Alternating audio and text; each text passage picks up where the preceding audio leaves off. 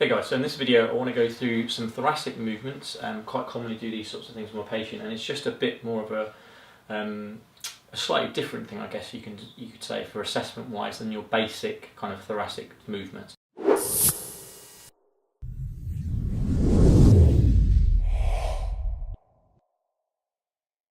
Obviously, in the thoracic assessment section, we've gone through how you look at rotation, extension, flexion, those sorts of things.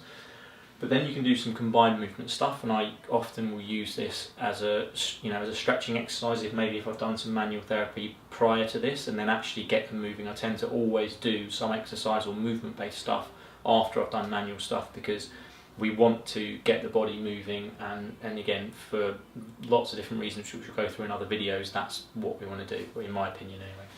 So, Ben, if you cross your arms, cross your shoulders.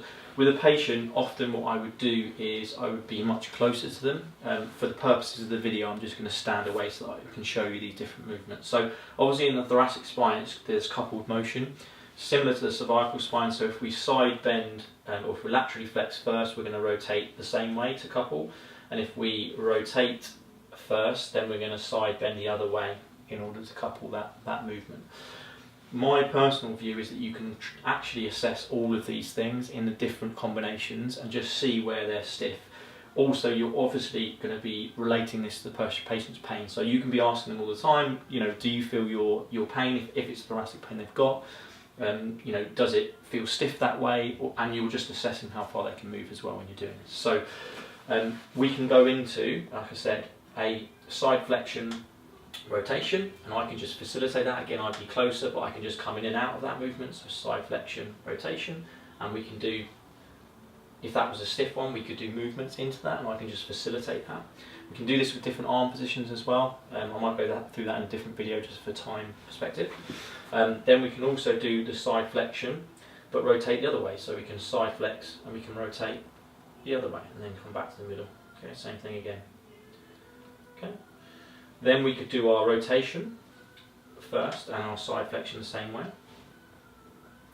Or we could do, again, similar thing, our rotation first and side flexion the other way. So all these different movements are combined movements of the spine. Just see, how does that look? Are there any particular stiff ones?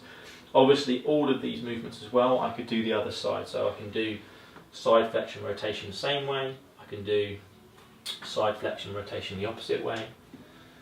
I can do, again, side flexion, rotation and then side flexion the same way, or I can do rotation first and then side flexion away. Okay, so all these movements can be combined, and you can look at where that person might be stiffer. I can also, which I'll do in another video as well, do some of these things and block with my thumb.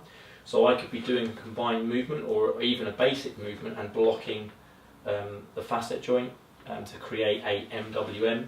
With the MWMs, we'll go through that in another video, but really nice just to look at these combined movements in order to see if there's any combined movements which you can really get into. Often I'll use this sort of thing with someone maybe who's less irritable, less severe, so they've actually done quite well, but they still get something sort of niggly there, and you want to really kind of wind them up in order to really get that joint loosened or stiff, or more mobile essentially. And they're the sorts of patients I use that with. So that's just a little demonstration of some combined thoracic movements you can use as a little bit of an assessment, but also as a treatment. Hope you enjoyed the video, guys. If you did, then please give us a like and subscribe by clicking up here. Also, don't forget to go over to strengthphysio.com and check out our members area, which has basically got our full library of all of our videos. You can get there by going to strengthphysio.com/members. Hopefully I'll see you on the site, and I'll talk to you all soon.